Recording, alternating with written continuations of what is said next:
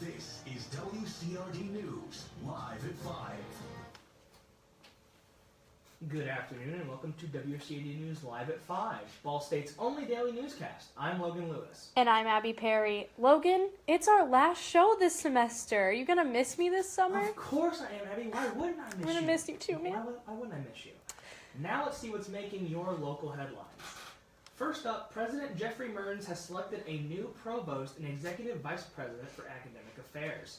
After a 6-month national search, Mearns announced today that he selected Susanna Riviera-Mills for these positions. Riviera-Mills received her BA and MA from the University of Iowa and her PhD from the University of New Mexico. She has also held teaching and administrative roles at Oregon State University. In a press release, Riviera-Mills said, quote, "My vision is to create a learning environment where all students have the opportunity to succeed and reach their full potential. We will implement this vision through collaboration from all campus units, building partnerships, focusing efforts to strengthen existing programs, identifying synergies, and establishing a clear roadmap." Up next, Dakota Doodleson, a 21-year-old Muncie resident, was charged with domestic battery and interference with the reporting of a crime on Friday. According to officers, he and his wife were fighting. His 3-year-old daughter began to cry, so he smacked her in the face. He then took the battery out of his wife's phone to prevent her from calling the cops and punched her in the stomach. She is 7 months pregnant. According to a court document, someone called the police to report a disturbance, and when the police arrived, Doodleson reportedly said, with tears in his eyes, quote, that he did not mean to hit his daughter as hard as he did, end quote. The woman was taken to the hospital, and the little girl was treated on scene. The Star Press reported that Doodleson is being held in the Delaware County Jail under a $20,000 bond. He received a trial date today for June 18th, and Delaware Circuit Court won. He has previously been convicted of theft twice, resisting law enforcement twice, and possession of marijuana. Next up, students are preparing for the upcoming Mr. and Miss Ball State competition next week. On Tuesday, April 19th, 13 men and 9 women will compete for the crown of Mr. and Miss Ball State. The competition will be held in the Emmons Auditorium and will begin at 7 p.m. The competitors will be split into 3 divisions of men's and women's tall height, as well as men's medium height. David Pearson, the coordinator of the competition and associate professor of exercise science here at Ball State, had this to say about what it takes to compete in this type of competition. He said, quote, "The competition is an individual attempt. You are in competition against yourself. If you don't do well, you have nobody to blame but yourself. It goes a lot deeper than how you look in the mirror. It is very hard to get yourself ready to compete for the contest." Up next, Ball State University is buying 2 abandoned elementary schools, Mitchell Elementary and Sutton Elementary, for $435,000. Last year, the 2 schools were closed due to the budget deficit. The Star Press reported that BSU spokeswoman Katie Wolf told them on Friday, quote, "The sale of the properties will formally close today. There are no immediate and firm plans for their use," end quote. The Star Press also reports that Steve Edwards, head of the state-appointed emergency management firm operating of the school district, confirmed that the school district also sold 11 acres near the former Wilson Middle School at the southeast corner of Tillotson Avenue and Cornbread Road to the Muncie Redevelopment Commission for $73,600. Now let's take a look at what's making your state headlines this afternoon. First up, due to a $22 million expansion that was passed last year, Indiana's pre-K program will be expanding to 20 counties. The officials for On My Way to Pre-K hopes to enroll as many as 3,700 students in the program this fall. To be granted to this program, preschools need to be at least a level 3 in the state's Path Equality rating. The tuition is covered up to market price for each county, as well as an additional 10%. To qualify, families must be below the 127% of the federal poverty line. Children must be the age of 4 by August 1st to be eligible for the program.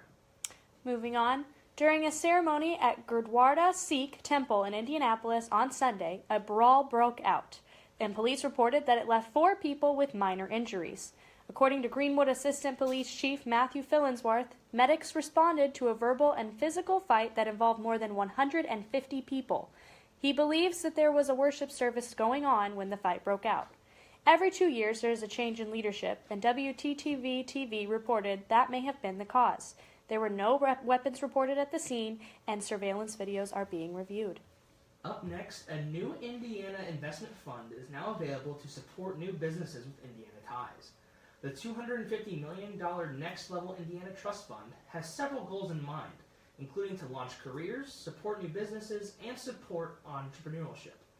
A $3.8 billion lease of the Indiana Toll Road is where this trust fund is coming from. Last week, Governor Eric Holcomb said that investing in promising businesses will more effectively grow the state's economy in the long term. Up next, Indiana State Police reported that a trooper saw a traffic violation by a 2017 Ford Expedition at a Hancock County traffic stop and stopped them on Interstate 70 near Greenfield at 11 o'clock a.m. today. During an investigation, police seized more than 78 pounds of marijuana. The police estimate the street value at around $250,000. Both the driver, Christian Ellie, and the passenger, Austin Johnson, were arrested and faced preliminary drug charges. That's all for your local and state headlines. We'll be right back with your national news. News is breaking. Here's what's happening around the nation on WCRD News Live at 5.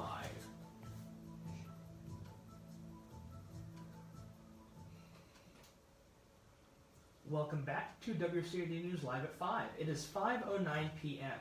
Now let's take a look at your national headlines. First up, a major prison fight leaves several inmates dead. 7 inmates were killed and an additional 17 were injured last night at the Lee Correctional Institution in Bishopville, South Carolina. No officers were injured in the altercation that spanned 3 separate housing units. The fights began at 7:15 Sunday evening, and the facility was secured at 2:55 a.m. later that evening.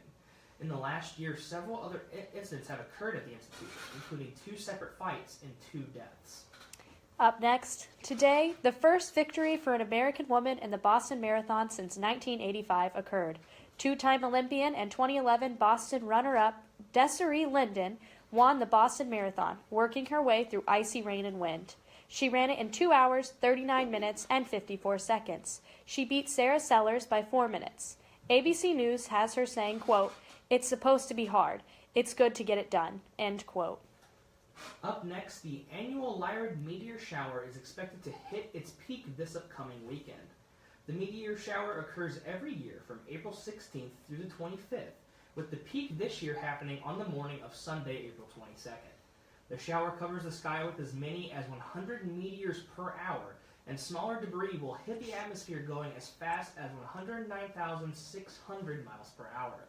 The first recorded sighting of this meteor shower dates back to 687 BCE in China, making the Lyrid meteor shower some of the oldest meteor showers in history. Moving on, more than 200 million eggs have been recalled due to salmonella concerns. The problem is sourced back to Roseacre Farms production facility in Hyde County, North Carolina. These eggs have been sold at Walmart and Food Lion stores. The Food and Drug Administration reports that 22 people have become ill because of the eggs. They were sold under the brand names Country Daybreak, Crystal Farms, Coburn Farms, Sunshine Farms, Glenview, and Great Value. Some were even sold into restaurants, including Waffle House. 9 states, including Colorado, Florida, New Jersey, New York, North Carolina, Pennsylvania, South Carolina, Virginia, and West Virginia, were all affected.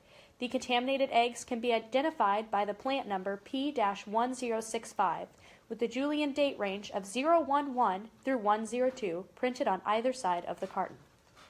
Now, Abby, we tried to make today's jokes as good as possible because this is indeed our last show of the semester. We are all very sad that this is our last show of the semester, but I think we've got some good jokes lined up for you. What do you think, Abby? I think my joke is the funniest one this semester that I've given, and I mean, rightfully so. It's our last show.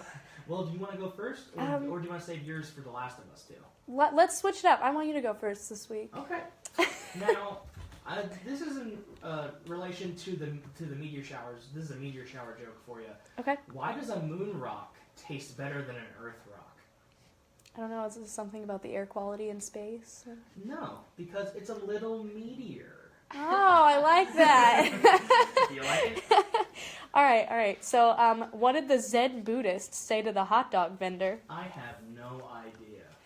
Make me one with everything. I love it. You're welcome. Now, Liz, is the weather this week going to be as good as these jokes, or is it going to be as bad as ever?